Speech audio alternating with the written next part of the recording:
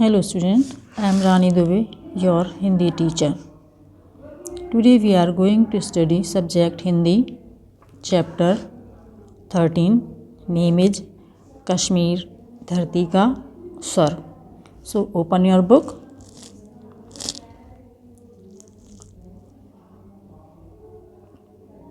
कश्मीर धरती का स्वर्ग. अगर धरती पर कहीं स्वर्ग है तो यहीं है, यहीं है, यहीं है. कश्मीर के बारे में यही कहा था मुग़ल बादशाह जहांगीर ने.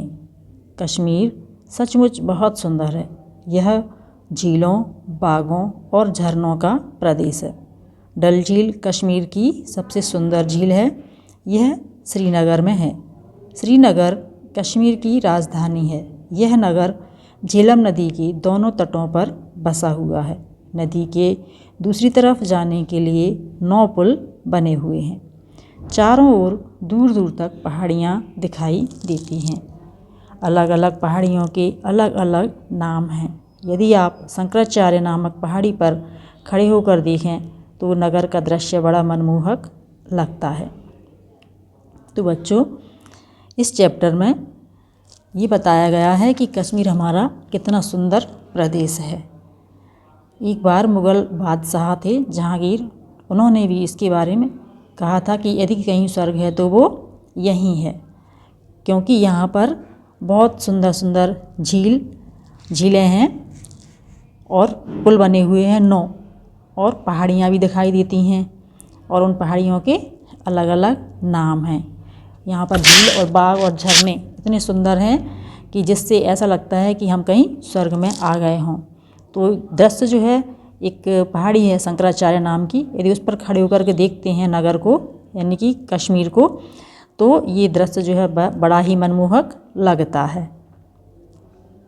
श्रीनगर में झेलम नदी के दोनों तटों पर हाउस बोटों की पंक्तियाँ दूर दूर तक दिखाई देती हैं. हाउस बोट पानी पर तैरता हुआ एक मकान होता है. बाहर से कश्मीर आने वाले बहुत से लोग हाउस बोट में किराए पर रहते हैं. इसमें एक drawing room, bedroom, dining room और बाथरूम होता है. रात को हाउस बोटों में सैकड़ों बत्तियां जल उठती हैं. इनकी परछाइयाँ नदी के पानी में जगमग जगमग करती रहती हैं. तो श्रीनगर में क्या है, एक नदी बहती है जिसका नाम है झेलम. तो उसके दोनों तटों पर बहुत सारे हाउस बोट होते हैं. हाउस बोट का मतलब वो वहाँ की भाषा में उसे शिकारा भी बोलते हैं. कश्मीर में यदि आप घूमने जाएंगे तो वहाँ पर वो शिकारा से आपको शेयर करवाएंगे. तो शेयर करने के लिए हमें उसको किराए पे लेना पड़ता है. उसको हम बोलते हैं हाउस बोट. तो हाउस बोट बोलते हैं. तो क्या होता है, एक तरह का लकड़ी का मकान होता है, जैसा कि चित्र में दिखाया गया. ये है आपका हाउस बोट. ये चलाते हैं. एक बोट वो होती है और वो हाउस यानी कि घर बना होता है. उसमें डाइनिंग टेबल, वो डाइनिंग रूम और ड्राइंग रूम, बेडरूम, बाथरूम, सारी व्यवस्था जिस तरह से हम घर में रहते हैं इस तरह की व्यवस्था होती है. तो उसको किराए पर लेकर लोग उसमें जितने भी दिन रहना होता है, घूमना होता है, उतने वो रुक सकते हैं. तो जैसे ही रात होती है तो उसमें उजाले के लिए सभी हाउस बोटों में बत्तियाँ जलती हैं. तो हज़ारों की तादाद में सैकड़ों बत्तियाँ जो हैं जल उठती हैं. और जब वो बत्तियाँ जलती हैं तो उसकी परछाई झील में दिखाई देती है, यानी कि नदी में दिखाई देती है, झेलम नदी में. तो जगमग जगमग करती है तो वो बहुत ही सुंदर दिखाई देती है. Turn the page please. Dal झील में खिले हुए कमल के फूल बहुत आकर्षक लगते हैं. डल झील में तैरते हुए खेत भी हैं. ये खेत उसी झील में उगने वाली घास पर मिट्टी जमाकर तैयार किए जाते हैं. इन खेतों में खीरा, ककड़ी और खरबूजा उगाया जाता है. तो बच्चों, डल झील में क्या है, कमल तो खैर खिलते ही हैं पानी में, लेकिन इसमें हमको एक और अलग चीज़ क्या देखने को मिलती है कि डल झील में जो भी वो क्या होते हैं खेत, वो कैसे होते हैं, तैरते हुए। वो तैरते हुए खेत कैसे होते हैं, क्योंकि जो झील में जो घास उगती है उसी के ऊपर मिट्टी जमा दी जाती है। उधर के जो लोग हैं वो उस पर मिट्टी जमा करके और उसमें खेती करते हैं। तो वो तैरता हुआ खेत होता है, उसमें खीरा है, ककड़ी है, खरबूजा है, ये वो जमा देते हैं, यानी कि उगाते हैं उसमें। तो ये तैरने वाले खेत अपन को कहाँ मिलेंगे, कश्मीर में। डल झील के किनारे एक सुंदर बाग है। झील का नाम क्या है, वहाँ की प्रसिद्ध झील है एक डल झील, और उसमें उसके किनारे पर एक बाग है जिसका नाम है निसात बाग। नाम निसात बाग है। उससे कुछ दूरी पर शालीमार बाग है। इन दोनों बागों को मुग़ल बादशाह जहांगीर ने लगवाया था। इन बागों में झरझर बहते हुए झरनों और फव्वारों की खूबसूरती देखते ही बनती है। यहाँ चिनार के ऊंचे ऊंचे वृक्ष, मखमली घास और रंग बिरंगे फूल शोभा को और बढ़ा देते हैं।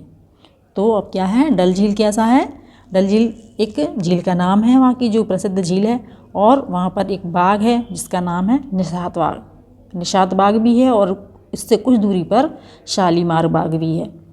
इन बागों को किसने बनवाया था, मुग़ल बादशाह जहांगीर ने बनवाया था। वहाँ पर बहुत सारे झरने हैं जो कि झरझर बहते हैं और फव्वारे हैं, तो वो खूबसूरती को और अधिक बढ़ाते हैं। कश्मीर और उसमें क्या है, पेड़ भी हैं, बहुत ऊंचे ऊंचे पेड़ हैं जिनकी लंबाई काफ़ी है। तो वो जो ऊंचे ऊंचे वृक्ष हैं तो उनका नाम है चिनार। चिनार के ऊंचे ऊंचे वृक्ष हैं। और घास कैसी है, मखमल की तरह, जैसे कटिंग करते हैं ना घास की, तो मखमल के जैसा हो जाता है। तो इस तरह से वहाँ पर भी घास बिछी हुई है मखमल की तरह, और उसी में रंग बिरंगे फूल भी हैं, तो जो यहाँ की शोभा को और अधिक बढ़ाते हैं। कश्मीर में अमरनाथ की प्रसिद्ध गुफा है। देश के कोने कोने से लोग अमरनाथ की यात्रा के लिए आते हैं। श्रीनगर से पहलगाम होते हुए अमरनाथ पहुँचते हैं। यहाँ का रास्ता बर्फ़ से ढके हुए ऊंचे पहाड़ों से होकर जाता है। तो बच्चों, जैसा कि हम सभी ने सुना है, अमरनाथ की यात्रा के लिए हमारे यहाँ से लाखों लोग जाते हैं, हर साल प्रत्येक वर्ष जाते हैं। तो ये कश्मीर में ही है अमरनाथ की गुफा। तो देश के कोने कोने से लोग अमरनाथ की यात्रा करने के लिए जाते हैं। वो कहाँ जाते हैं, श्रीनगर से पहलगाम होते हुए अमरनाथ पहुँचते हैं। और यहाँ का जो भी रास्ता पड़ता है तो उसमें सारी पहाड़ियों पर बर्फ़ जमा होता है, तो वो बर्फ़ की पहाड़ियाँ होती हैं जिससे कि वो गुजर के अमरनाथ के दर्शन करने जाते हैं।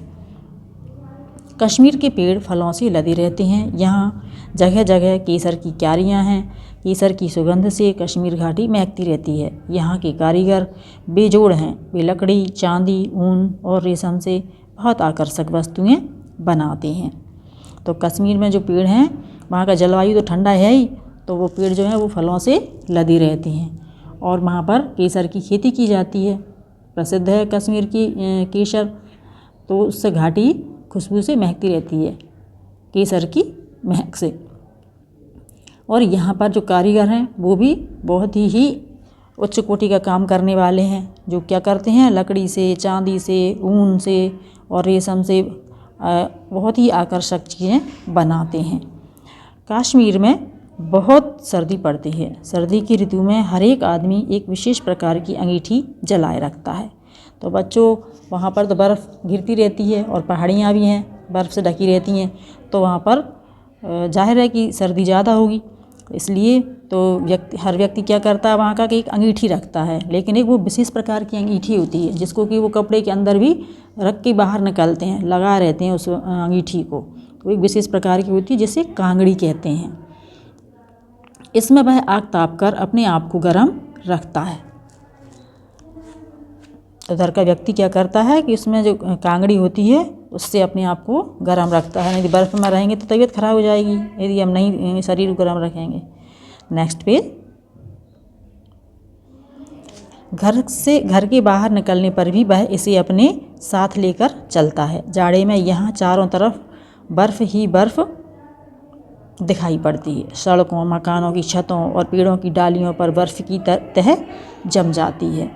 तो इसलिए वो क्या करते हैं, कांगड़ी को अपने साथ में ही लेकर के बाहर निकलते हैं, और वो बड़ा कपड़ा पहनते हैं वहाँ जो फिरन कहलाता है, तो उसके अंदर वो उस कांगड़ी को रख लेते हैं, उसको लिए फिरते हैं, जो सिगड़ी होती है उनकी अंगीठी जिसे बोलते हैं। कश्मीर के लोग गोरे चिट्टे और सुंदर होते हैं। वे लोग सलवार और ढीला कुर्ता पहनते हैं। कड़ी सर्दी में ये एक विशेष ढंग का लंबा सा कुर्ता पहनते हैं जिसे फिरन कहते हैं। कांगड़ी को वे अपनी फिरन के नीचे रखते हैं।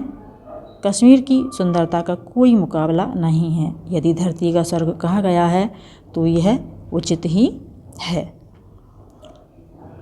तो कश्मीर के लोग गोरे चिट्टे होते हैं, तो जहाँ भी जलवायु ठंडी जलवायु जिधर की होती है तो वहाँ के लोग गोरे चिट्टे ही होते हैं। तो इसीलिए कश्मीर के लोग भी गोरे चिट्टे होते हैं, क्योंकि वहाँ पर सूर्य की जो रोशनी है वो बहुत मंदी उसमें पड़ती है, मंद मंद।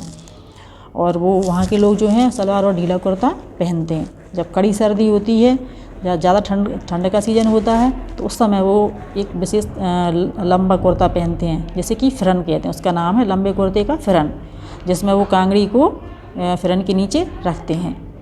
तो कश्मीर की सुंदरता का कोई विकल्प नहीं है, दूसरा कोई मुकाबला नहीं है। यदि धरती का स्वर्ग कहा जाए हमारी धरती पर तो वो उचित है कि कहना उचित ही है कि कश्मीर धरती का स्वर्ग है। शब्द ज्ञान, इसमें ये मीनिंग दी है कुछ। मनमोहक यानी कि मन को लुभाने वाला, इंग्लिश में हम अट्रैक्टिव बोलते हैं। पंक्तियाँ यानी कि कतार, लाइन जिसे बोलते हैं, इंग्लिश में रोज़ बोलते हैं। आकर्षक यानी कि ब्यूटीफुल, सुंदर। शोभा यानी कि सुंदरता। कंसर्न जिसे बोलते हैं। सुगंध यानी कि इंग्लिश में स्मेल बोलते हैं, हिंदी में खुशबू। बेजोड़ यानी कि डिफरेंट, इंग्लिश में डिफरेंट बोलते हैं। बेजोड़ का मतलब जिसके जैसा दूसरा ना हो। तो कश्मीर के जैसा कोई दूसरा हमारे देश में और स्थान नहीं है, इसलिए वो हमारे लिए बेजोड़ है। विशेष यानी कि स्पेशल, खास। लास्ट है उचित यानी कि ठीक, परफेक्ट। तो कश्मीर क्या है हमारा? परफेक्ट जगह। तो बच्चों ये चैप्टर हमारा पूरा हो चुका है। कि ये काफ़ी सुंदर वर्णन किया हुआ है इसमें सुंदरता का कश्मीर का, और है भी वो बहुत सुंदर। तो आई होप आपको ये समझ में आ गया होगा। आपको इस चैप्टर को बार बार पढ़ना है और समझना है।